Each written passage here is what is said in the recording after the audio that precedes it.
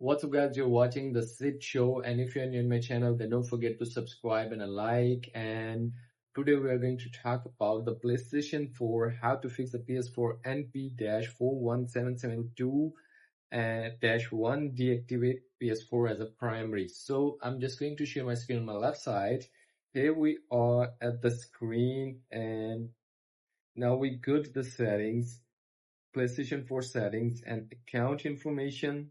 Here is account information. There is active as your PS4 primary.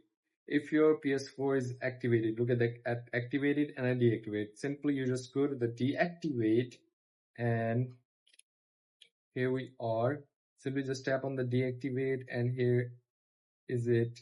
It ask you yes or a no. If you want or a no, you just simply turn it off and it will be deactivated.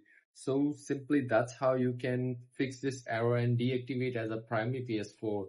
And if you want to ask me a question, then leave a comment in the comment box. And if you're new to my channel, then don't forget to subscribe and like. See you soon for the next one. If you want any other queries or help, you just ask me.